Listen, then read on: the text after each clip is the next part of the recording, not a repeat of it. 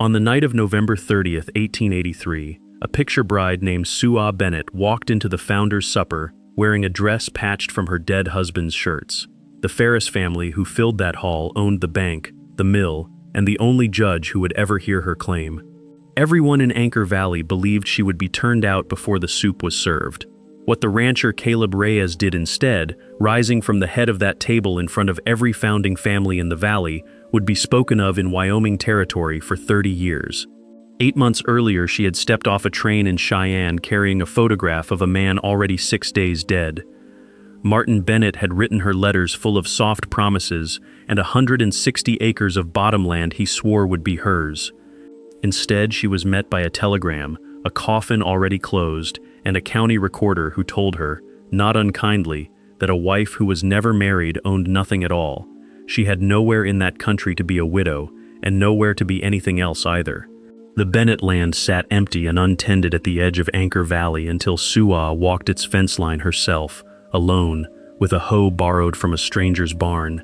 It was Caleb Reyes's cattle that first broke through that fence, and Caleb Reyes who rode out at dawn expecting to find trespassing sheep, and found instead a woman on her knees resetting posts with her bare hands. He said nothing that morning. He only fixed the fence beside her until the sun went down, and rode away before she could learn his name. By October, the whole valley knew Reeve Ferris had filed his own claim on her land, and that his mother Ottoline meant to see the picture bride gone before the judge ever rode through. What no one in Anchor Valley knew, not Ottoline, not Reeve, not even Sua herself, was that Caleb Reyes had already begun riding to Cheyenne once a week, alone, saying nothing to anyone about where he went or why, or what he carried folded inside his coat when he came back. Anchor Valley took her in the way a river takes a stone it does not want, letting her settle where the current was slowest, above the mercantile, in a room with one window facing the wagon road. Sua Bennett hung her few dresses on nails driven into the wall herself and set her sewing basket on the sill where the light lasted longest. She had crossed an ocean and half a continent to become a wife, and instead she had become a word the town used carefully, the way people speak of weather that might turn.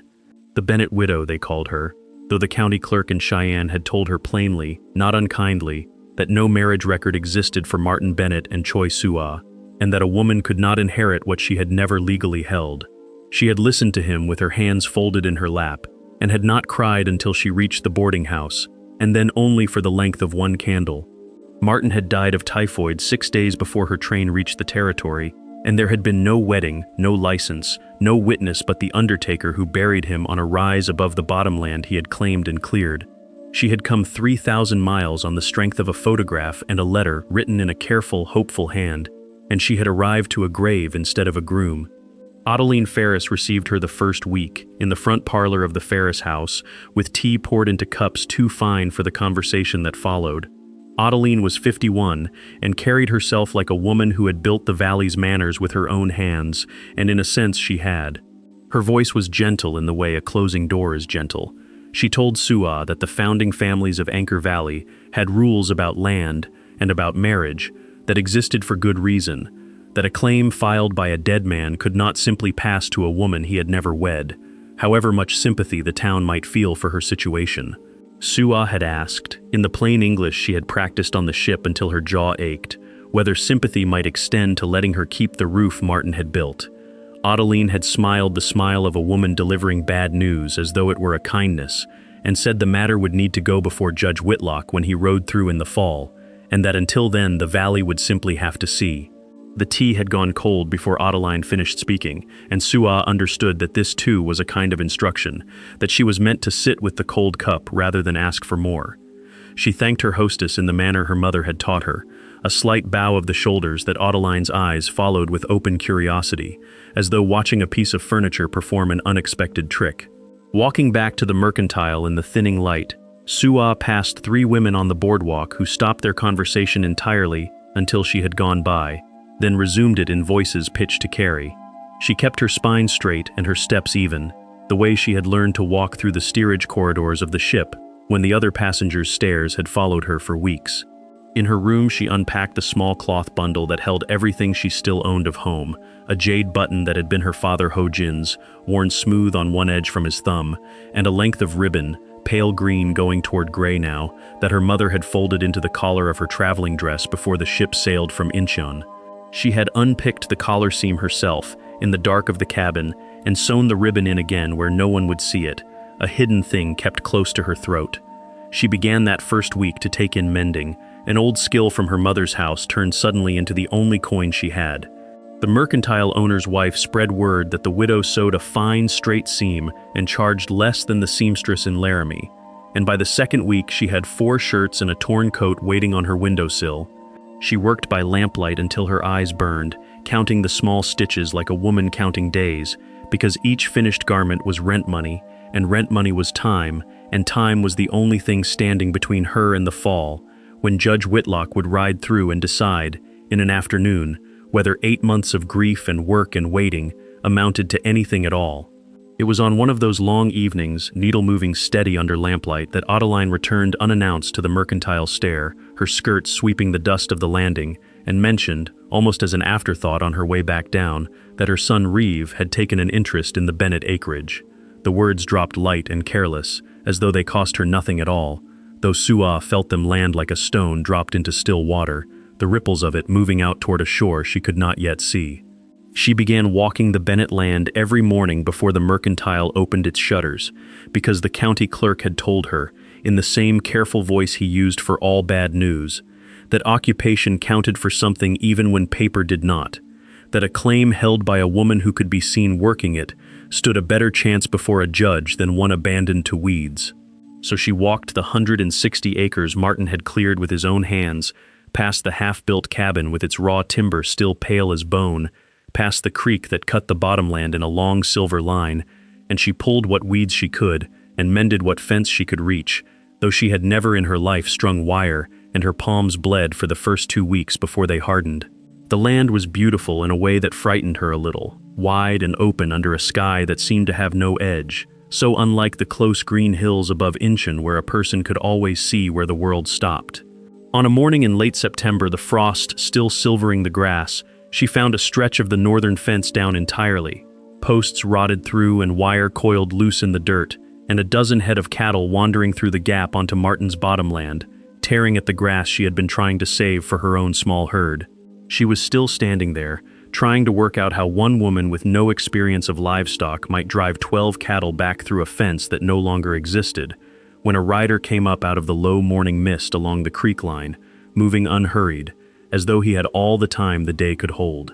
He drew rein a short distance off and looked at the cattle, and then at the fence, and then at her, and said nothing at all for a long moment, only studied the break in the wire the way another man might study a wound to see how deep it ran. She braced herself for the accusation she had heard so often since arriving in the valley, that she had let the land go to ruin, that a woman alone could not be trusted with what a man had built. Instead, the rider swung down from his horse, walked the length of the broken fence without a word, and began, with the calm of a man doing chores on his own land, to gather the loose wire into some kind of order. They worked the fence together through the better part of that morning, and he spoke perhaps a dozen words in all the hours it took, most of them practical: hold this, stand clear, hand me that, delivered in a low voice that carried no more warmth than the wind, though it carried no unkindness either. He was a big man, weathered past his years, with hands that knew wire and post-hole diggers the way her own hands knew a needle, and he worked with the economy of someone who had done this task 1,000 times before, on land that was not his own and had never once complained of it. Suah found herself watching him from the corner of her eye as she held the wire taut for him to splice, trying to place what it was in his manner that unsettled her, and she decided finally that it was the stillness, a stillness that seemed less like calm and more like something clamped down hard and kept that way on purpose. When the last post was set and the wire drawn tight and stapled, he tested the line with one gloved hand, nodded once as if satisfied with work that met his own private standard, and drove his cattle back through the gap he had come from without being asked. She called out her thanks across the distance and asked, because it seemed only right, who she should thank by name. He paused with one hand on his saddle horn, and for a moment she thought he might simply ride on without answering, the way he had arrived. But he looked back at her instead, just once, an unreadable look that held in it something she could not name, not quite an apology, not quite a warning, and then he mounted and rode north along the creek line without a word, leaving her standing alone at the mended fence with the frost beginning to burn off the grass around her boots.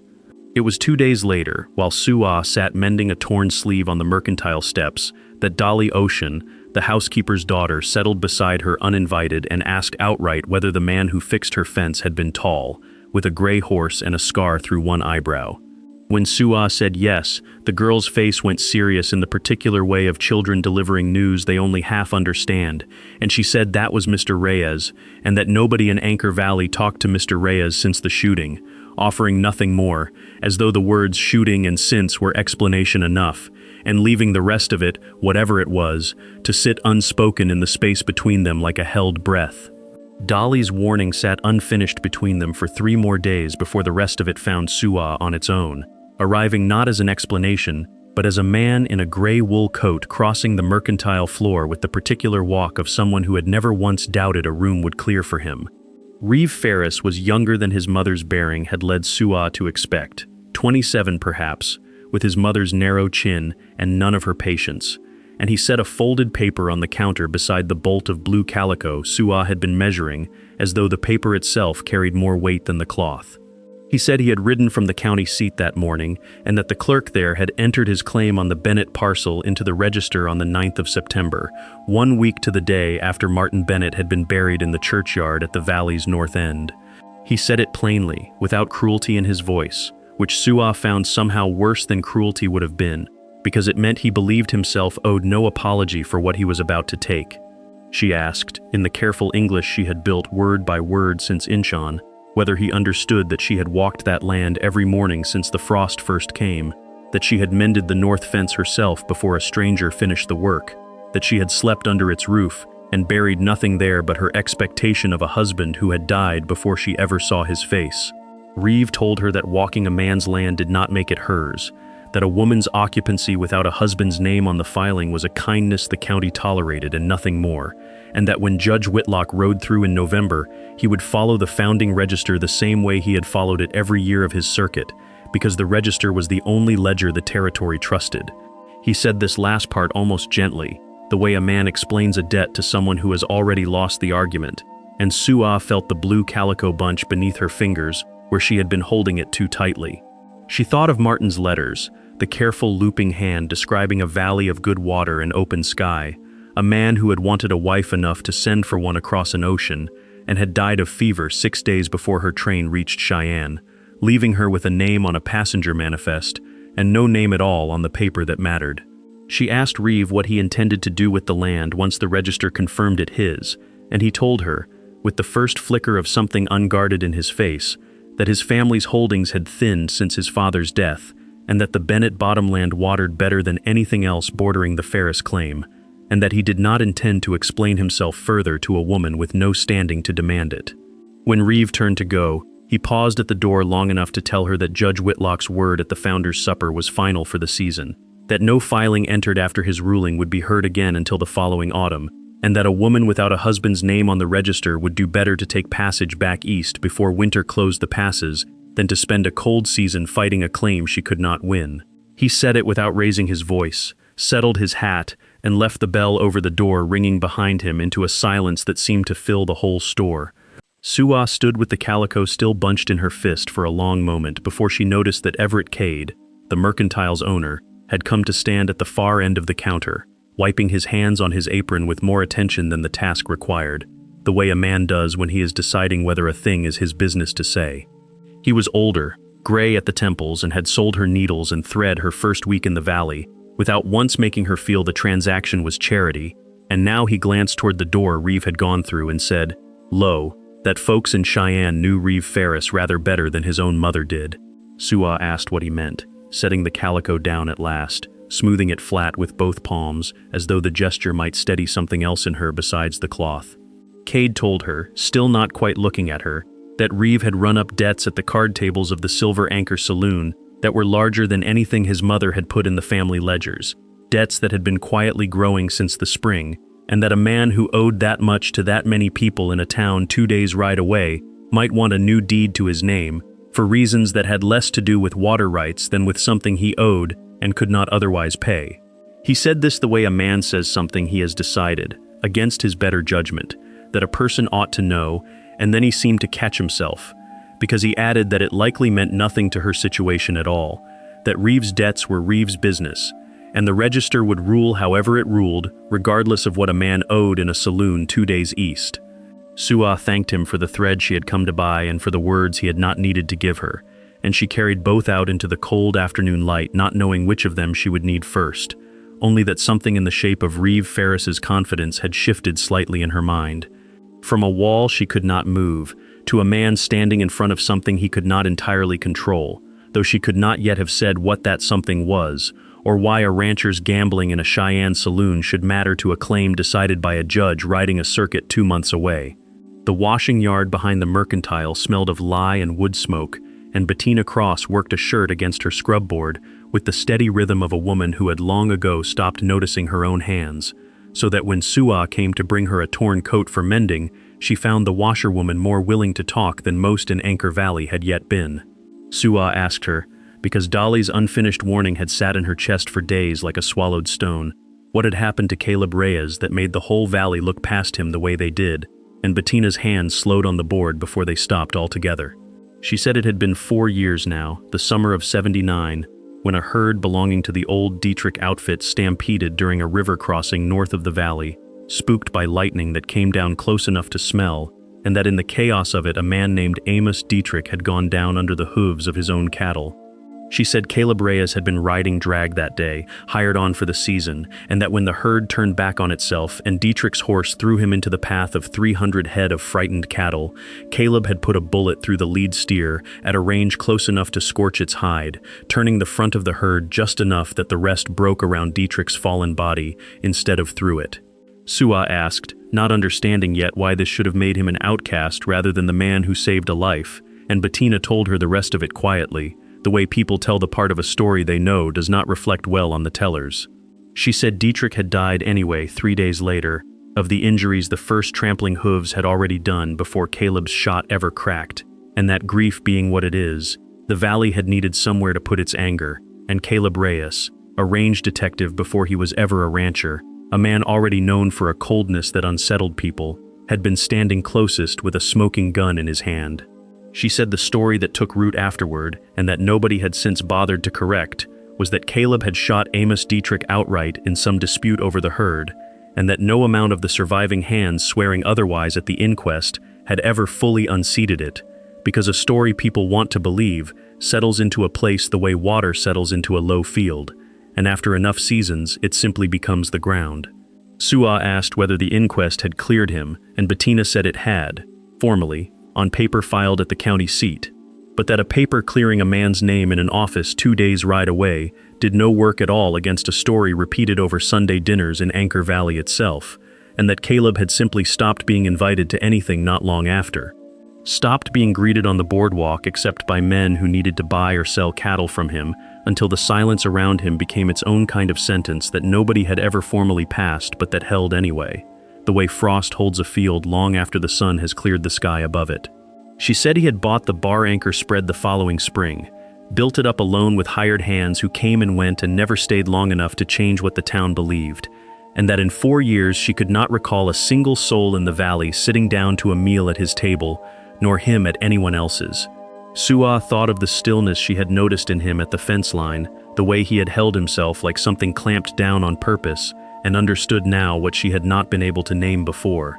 She was folding the mended coat to hand back when Bettina added, almost too quiet to catch over the creak of the washing line, that Amos Dietrich's younger brother, a man named Silas, who still ran a few head of his own cattle at the valley's southern edge, rode fence for Caleb Reyes every spring without fail, had done so for 3 years running, arriving each April with his own tools, and staying a week before riding home again, without payment either man ever spoke of. Suah asked why a dead man's brother would work beside the one the valley blamed for his death, and Bettina only shook her head slowly, wringing water from the shirt in her hands as though the answer might be caught somewhere in the twisting cloth, and said that Silas Dietrich had never once, in 4 years, said a single word against Caleb Reyes to anyone in town, which was a stranger silence, when you thought on it long enough, than all the talking the rest of the valley had done in his place. Suah carried the mended coat back toward the mercantile with the washing yard smoke still clinging to her shawl, turning over what could make a dead man's own blood stand beside the one everyone else had condemned, and finding no answer in it that matched the story the valley told itself at every Sunday table, only the shape of something withheld, some ledger between two families that the town's version of events did not account for at all. 3 days after the washing yard, Caleb Reyes came back to the Bennett land with a wagon bed full of new posts and a coil of wire so fresh it still smelled of the mill.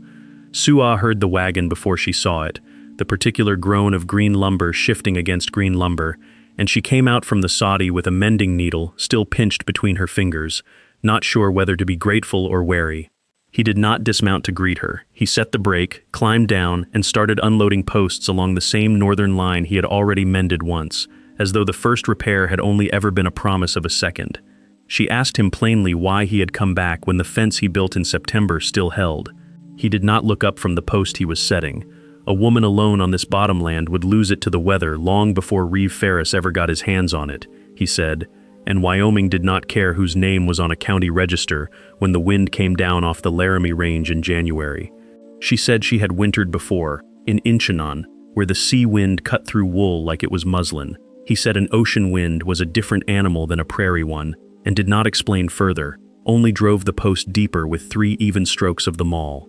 She watched him work for a while in silence, the needle still in her hand, thread trailing loose against her skirt, and she found herself measuring the economy of his movements the way she might measure a stitch. Nothing wasted, nothing repeated that did not need repeating. When he paused to drink from his canteen, she asked how many head of cattle she would need before winter took the ones she had. He said that was not the question worth asking. The question worth asking was where those cattle would shelter when the snow came sideways for 3 days running, because the lean-to Martin had built before he died would not hold against that kind of wind, and she did not have the timber or the hands to build another before the ground froze. She said she had not asked for his opinion on her shelter. He said she had not needed to ask. He could see it from his own fence line every morning when he rode the boundary, and a man who let a neighbor's stock freeze rather than say so was not being polite, he was being useless. The word landed harder than she expected, not because it was cruel, but because it was exactly the kind of blunt honesty no one else in the valley had offered her since she arrived, dressed instead in the softer cloth of pity or the sharper cloth of contempt.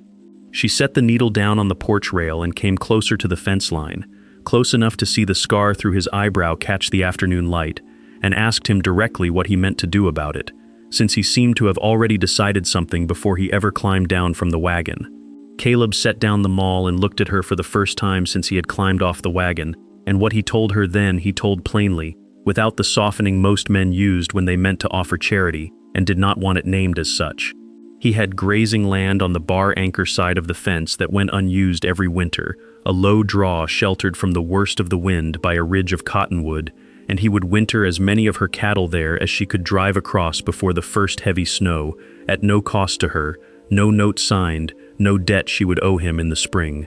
She asked why, not what he was offering, she understood the offer well enough, but why a man who, by every account she had gathered since September, kept the whole valley at the length of a fence post, would extend his own grass to a woman he had known for less than a season.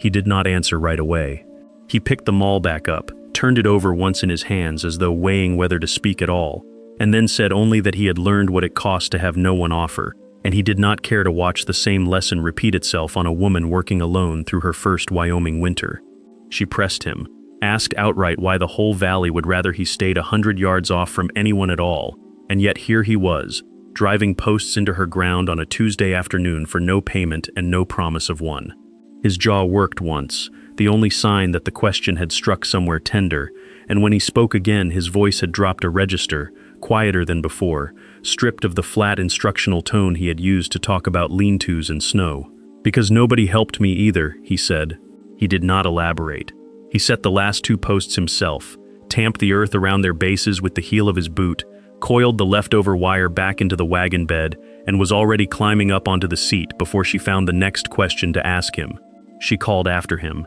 asked what he meant, asked whose help he had needed and never gotten, whether it had something to do with the shooting Bettina would not fully explain, or the brother who rode fence for him every April without pay. He did not turn around. He snapped the reins once, and the wagon rolled off down the wagon road toward the bar anchor line, the gray horse tied behind it falling into an easy trot, and the dust he raised hung a long moment in the low sun before it settled back over the new fence line he had built her, unasked, for the second time in 2 months. Dolly Ocean had a talent for appearing exactly where information gathered, the way certain birds seemed always to know where the grain had been scattered, and by the second week of October she had made herself a fixture on the porch steps above the Mercantile most afternoons, when Sua set down her needle to rest her eyes.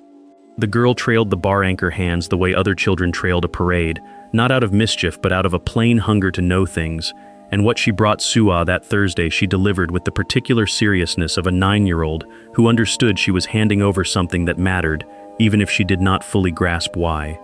Mr. Reyes had ridden to Cheyenne every week since the first week of September, she said, counting the trips off on her fingers, as though she had kept a private tally the whole time without being asked. Once to the land office, twice more besides, and on 2 of those later trips one of the hands had seen him go into the Silver Anchor, the saloon on the north end of town where the cattle buyers played cards long into the night, and where, Dolly added with the flat certainty of a fact she had overheard from adults who thought she wasn't listening,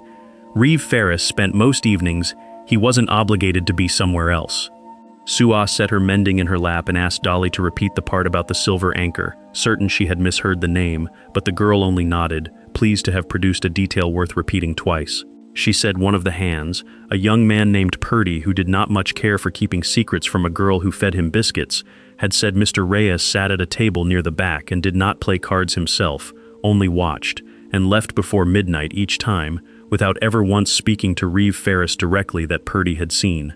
Sua turned the coat in her lap over without seeing it, her hands going through the motion of smoothing a seam that did not need smoothing, while she tried to fit this new fact against everything else she had gathered about the man who had built her a fence twice and asked nothing for it. A man the whole valley shunned, who ate no meals at anyone's table and hosted none at his own, who answered a direct question about his own kindness with 6 words, and then rode off before she could ask what they meant. That man was spending his evenings in a Cheyenne saloon, watching, without speaking, the very man who wanted her land. She asked Dolly, as gently as she could manage while the thought turned over sharp edges in her mind, whether Purdy had said anything about what Mr. Reyes did at the land office on those Cheyenne trips, since a rancher checking on grazing permits or cattle brands would explain half of it easily enough, and leave the saloon visits as nothing more than the idle curiosity of a lonely man. Dolly considered this with the gravity of someone being asked to testify under oath, chewing on the end of one braid, and said only that Purdy hadn't followed him inside the land office, being a hired hand and not much use for reading papers even if he had, but that once Mr. Reyes came out, he'd folded something into his coat pocket quick, the way a man folds a thing he doesn't want blowing open in the wind for anyone to read over his shoulder. Sua asked if Dolly knew what day of the week these visits happened, hoping some pattern might explain it, a court date or a standing appointment, but the girl only shrugged and said it changed, sometimes a Tuesday, once a Saturday, always without warning to anyone at the ranch beforehand. Sua thanked her, gave her a biscuit wrapped in cloth to take home to her mother, and sat alone on the steps a long while after Dolly had run off down the street toward the Ferris house, turning the pieces over the way she might turn over a length of fabric to check both sides of the weave before cutting it. A man who avoided the whole of Anchor Valley's company, who had not, so far as she or anyone she'd spoken to could recall, sat at a single supper table in 4 years, was riding 40 miles to Cheyenne, on no fixed schedule to watch, in silence, the son of the woman who had told her flatly she would never be seated among the founding families. It made no sense arranged the way the valley would arrange it, as an act of a hermit content in his solitude, and it made no sense arranged the way Bettina's story of the Dietrich shooting had left it either, a guilty man hiding from a town's judgment. Whatever moved Caleb Reyes through that saloon door twice in 1 month, moved with a purpose she could not yet see the shape of, some accounting being kept in Cheyenne that had nothing to do with cattle brands or grazing permits, and she found herself watching the road out of Anchor Valley for the rest of that evening, half expecting to see the gray horse pass again toward the north, carrying whatever quiet reckoning he was building toward a conclusion no one in the valley had been told to expect. The storm came down out of the north on the 14th of November with no warning beyond a copper color low in the sky at noon, and by 4 o'clock the wind was carrying snow sideways hard enough to erase the fence line Caleb had mended twice already. Suah had gone out that morning to check the herd. 6 head of cattle and 2 horses that were all she had left of Martin's stake in the valley, and she was still a half-mile from the soddy when the first white wall rolled over the ridge and swallowed the sun whole. She turned herself toward the sound of the creek, the one landmark she trusted even blind, and walked with one hand out ahead of her like a woman feeling along a dark hallway in her own house. The cold did not arrive gradually. It came all at once, a hand closing, and she understood within 100 yards that she had misjudged how much daylight the storm intended to leave her. She thought of her mother's ribbon sewn into her collar, an old habit from childhood, touching a thing that could not help her simply because touching it had always meant safety once, and she kept walking because stopping seemed the only mistake with no correction. It was the gray horse she heard before she saw it, a huffing weight coming up out of the white, and then Caleb was down off the saddle and had a hand under her arm before she had finished turning toward the sound. He did not ask why she was out in it.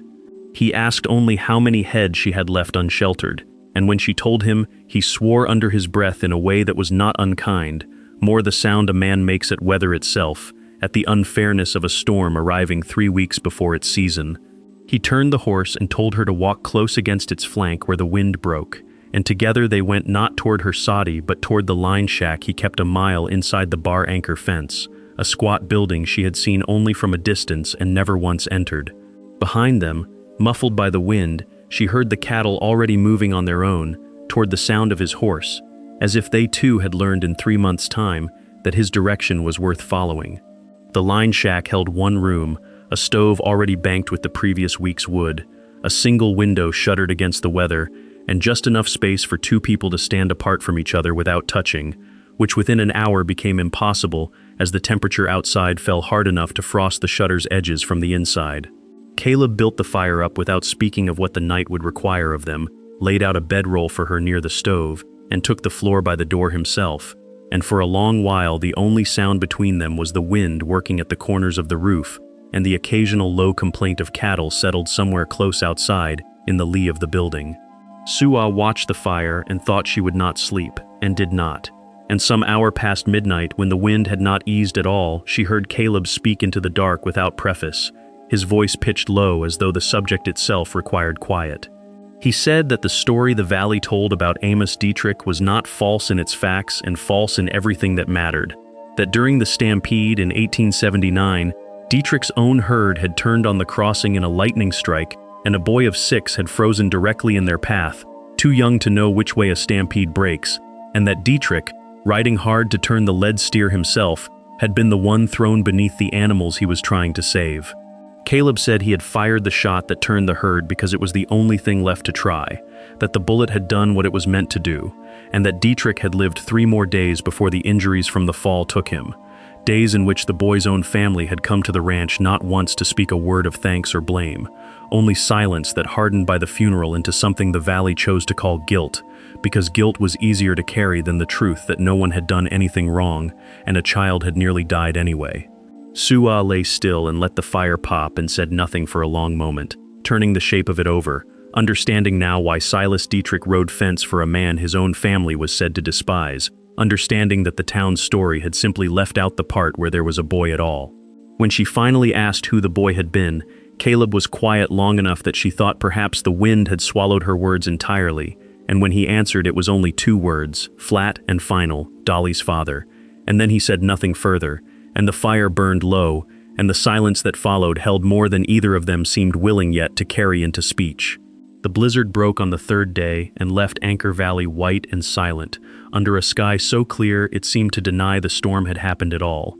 and Suah returned to her room above the mercantile to find a folded note waiting under her door in a hand she recognized from the claim office notices tacked outside it. Ottoline Ferris requesting her presence at the Ferris house that same afternoon. She went because refusing was its own kind of admission, and she was shown not into the parlor where guests were received, but into a smaller room off the kitchen, a room meant for accounts and correspondence, where Ottoline sat already at the desk with the seating register for the founder's supper open before her like a ledger she intended to balance in front of a witness. Ottoline did not offer her a chair. She said, without preamble, that the founder's supper was 10 days off, that the register had been drawn from the founding family's names for 40 years without exception, and that Suah's name would not be added to it, not this year, and not, she implied without saying so directly, in any year that mattered to either of them. She said that Judge Whitlock would confirm the county's ruling on the Bennett parcel at the close of the supper season, as he did every year, and that in her judgment, offered as though it were simple weather forecasting rather than opinion, the ruling would favor her son's filing, because a filing needed a name on paper, and Suah had none. She suggested, in the same even voice she might have used to discuss the seed order for spring, that Suah would be wise to be gone from the valley before the thaw, that there was no shame in it, that a young woman alone had no business holding land through a Wyoming winter, regardless of what some stranger's cattle might winter for her out of misplaced charity. And here, for the first time, Ottoline's eyes flicked toward the window, as if she had heard something of the line shack already, though she said no more on the subject than that single glance implied. Suah stood very straight in the small, cold room and did not answer immediately, letting the silence stretch until it became clear she was not going to fill it with the apology Ottoline seemed to be waiting for. When Suah did speak, her voice came out steadier than she had expected it to, and she said only that she would not be leaving before the thaw or after it, that the land had been walked by her own feet every day since September under the county clerk's own instruction, and that she intended to attend the Founders' Supper on the 30th, whether her name appeared on the register or not, because a woman could stand in a doorway even uninvited, and no ordinance of the founding families had ever made that a crime. Ottoline's face did not change in any dramatic way, but something in the set of her mouth tightened, the look of a woman recalculating an opponent she had misjudged as already beaten, and she closed the register with a deliberate, quiet motion before she rose from the desk. She said, moving toward the door herself as though to end the interview on her own terms, that Suah understood nothing of what this cost her, that she spoke of the land and the supper and the register as though those were the whole of the matter. And then she paused with her hand on the frame and said the one thing in the entire conversation that did not sound rehearsed, her voice dropping into something almost private, almost unguarded. "You have no idea what my son has already lost to keep that land." She said it not as a threat but as something closer to an admission wrung out of her against her own intention, and then she seemed to hear herself and straightened, and the moment closed as quickly as it had opened, replaced by the same even courtesy with which she had begun, wishing Suah a safe walk back to the mercantile in weather still hard enough to bite. Suah walked out into the blue cold of the afternoon with the words turning over in her like a stone she could not yet find the shape of, a debt or a desperation in Reeve Ferris that his own mother had let slip without meaning to, some cost already paid that no one in the valley had spoken of aloud, and she thought of Reeve's face across the mercantile counter weeks before, and of Everett Cade's quiet comment about sums larger than his mother knew and understood, walking back through snow that came to her ankles with the whole white silence of the valley around her, that whatever was coming at the Founders' Supper was not going to be decided by a register or a judge's calendar alone, but by something Reeve Ferris had already lost and his mother had only just now, without meaning to, admitted existed. The knock came after dark, 2 nights before the supper, and Suah knew the weight of it before she opened the door, because Anchor Valley did not send visitors up the mercantile stairs after the lamps were lit, unless something had already changed. Caleb stood on the landing with snow still caught in the shoulders of his coat and his hat held against his chest in both hands, a gesture so unlike him that she stepped back to let him in before she had decided to. He did not sit.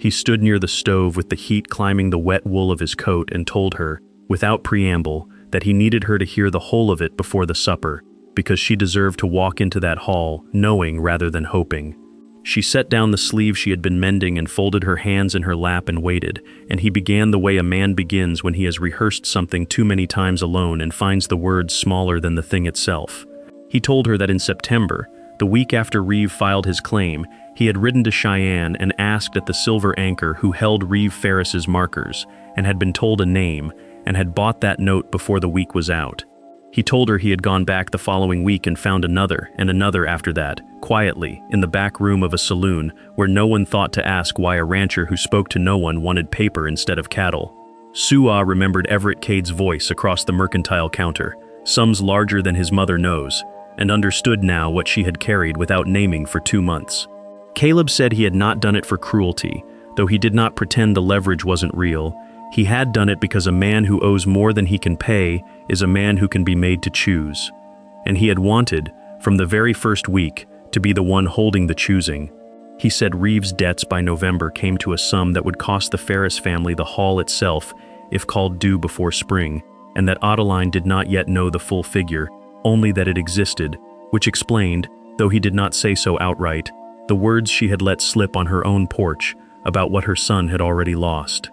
Suah asked quietly why he had never told her any of this on the long ride back from the line shack, or in the weeks since, and he answered that a plan spoken aloud too early was a plan that could be undone by anyone who heard it first, and that he had needed the debts bought and the paper signed before he could afford to let anyone, even her, know what he held. He reached into his coat then and drew out a folded paper, soft at the creases from being carried and recarried, and held it out to her the way a man hands over something he has been afraid to put down. Suah unfolded it by the lamp and found it was not the claim register itself but a letter in Judge Whitlock's own hand, dated 4 days past, and as she read, she understood that Caleb had done more than buy debts in Cheyenne. He told her plainly that he had gone to the judge in October, off the circuit, off the record, and asked him to review the original Bennett filing before the supper rather than at it, because a public ruling sprung cold on a room full of founding families could be turned, argued, delayed by men with money enough to delay things, and he had not been willing to leave her claim to a single afternoon's persuasion. The judge had gone back through the county office's own copy of Martin's filing, the one made the week he staked the parcel, and found what no one in Anchor Valley had thought to look for, because no one had wanted to look. Martin had listed her, by name, as his wife on the claim itself, filed before the fever took him, before the wedding could be read over them by any preacher in the territory. Under the widow's provision, written into the territorial land code, a name entered in good faith on a filing survived the filer's death regardless of what came after, and Reeve's competing claim, entered 1 week later, could not stand against a filing that predated it and named a beneficiary the law already recognized. Suah read the letter twice, her thumb resting over Martin's looping signature at the bottom of the copied page, and felt something in her chest loosen that she had been holding taut since the morning Ottoline closed the register in front of her. She asked Caleb what would happen now, whether the judge meant to send word to the Ferris house before the supper or let it wait, and he said the ruling would be read aloud at the hall itself, in front of every family who had watched Ottoline strike her name from the seating list, because Whitlock had agreed that some rulings needed witnesses as much as they needed paper. Then she asked the question that had been sitting under all the others since he first pulled the letter from his coat, and asked it plainly, watching his face rather than his hands. What did he intend to do about the seat, the one assigned to him at the head of the Ferris Hall as the valley's largest landholder, the one he had never once in 3 years occupied? Caleb was quiet long enough that the stove ticked twice in the silence, and then he said only that the judge's letter was the half of it he could promise her, and that the rest of it he would rather show her than say, and Suah sat holding the folded page and understood that she still did not know, even now, whether he meant to stand beside her in that hall, or simply hand her the paper and step back into the cold, the way he always had. The Founders' Supper Hall on the 30th of November was lit the way it was lit every year, with candles in iron sconces along both walls and the long table dressed in linen the founding families had kept folded in cedar since the valley's first winter, and Suah stood at the back of the room in a dress she had finished sewing only the night before, dark green wool with her mother's ribbon worked openly into the hem instead of hidden in her collar, a thread of pale silk visible with every step she took across the floor. She had come without a seat and without an invitation beyond her own declared intention, and she felt the eyes of the room find her the moment she crossed the threshold, the same eyes that had watched her mend coats at the mercantile counter and step aside on the boardwalk for wives who would not meet her gaze. Ottoline stood near the head of the table in gray silk with her hands folded before her, and Reeve stood at his mother's shoulder with a stillness that did not look like calm so much as a man waiting for a blow he could not yet see coming, and neither of them spoke, as Suah found a place to stand along the wall among the guests without assigned chairs. Judge Whitlock rose from his place partway down the table when the last of the founding families had settled, a heavy-set man with a voice pitched to carry to the corners of a courtroom, and he did not wait for a toast or a grace before he unfolded a paper of his own and began to read. He read the county office's record of Martin Bennett's original filing, dated and witnessed, naming Suah as his wife upon the claim itself weeks before his death. He read the territorial widow's provision word for word, slow enough that no one in the hall could mistake its meaning, and he read, last, that Reeve Ferris's filing of September 9th was entered against a parcel already lawfully claimed and was therefore void for cause, effective from the date of its filing. The hall did not gasp so much as go still, the particular stillness of a room recalculating every certainty it had walked in with, and Su'a watched Ottoline's folded hands tighten once around each other and then go slack, watched Reeve's jaw work without sound, watched 3 months of whispered certainty about the Bennett widow's coming eviction fold in on itself in the space of a single reading. For a long moment no one in the hall moved, and it was Caleb who broke the stillness, rising from his chair at the head of the table where he had sat every year since he bought the bar anchor spread, and never once spoken to the guests beside him, the seat given him by the founding register's own rule that the valley's largest landholder be seated first, regardless of what the valley thought of him privately. He did not address the judge or Ottoline or the rows of founding families who had spent 3 years finding reasons not to look at him directly. He crossed the length of the hall to where Su'a stood at the wall, and the sound of his boots on the plank floor was the only sound in the room. He said nothing loud enough to carry, only enough for her to hear, that the claim had always been hers and the seat was only a chair, and that he would rather give up a place he had never wanted than watch her stand one more night at the edge of a room that owed her better. Su'a looked past him to the head of the table, to the carved chair that had held 3 years of a town's unspoken judgment against him, and understood that he was not handing her a paper and stepping back into the cold the way she had feared 2 nights before. He was standing in the open, in front of every family who had scorned them both for different reasons, and asking the valley to watch him do it. She crossed the floor beside him with the claim register Caleb had carried folded now in her own hands, past Ottoline's gray silk and Reeve's white-knuckled grip on the table's edge, past Dolly Achen's small face pressed to the gap in the kitchen doorway where the housekeeper's daughter had slipped away from her chores to watch, and she took the seat at the head of the table with her mother's ribbon catching candlelight along the hem of her dress. Ottoline said nothing. She did not rise, did not object, did not offer the courteous closing words she had used to end every difficult conversation since September. She only stood with her hands folded and her eyes fixed somewhere past the candles, and the silence she kept was its own answer, the silence of a woman who had run out of registers to close. Su'a settled the claim papers in her lap and looked once down the long table at faces that had refused to seat her a season ago, and felt, for the first time since the train from Cheyenne had left her standing alone on a platform in borrowed mourning, that the ground beneath her belonged to her as surely as the ribbon sewn now in plain sight, no longer folded away in a collar where no one could see it, but open, in the light, at the head of the table where the valley had finally been made to watch her sit.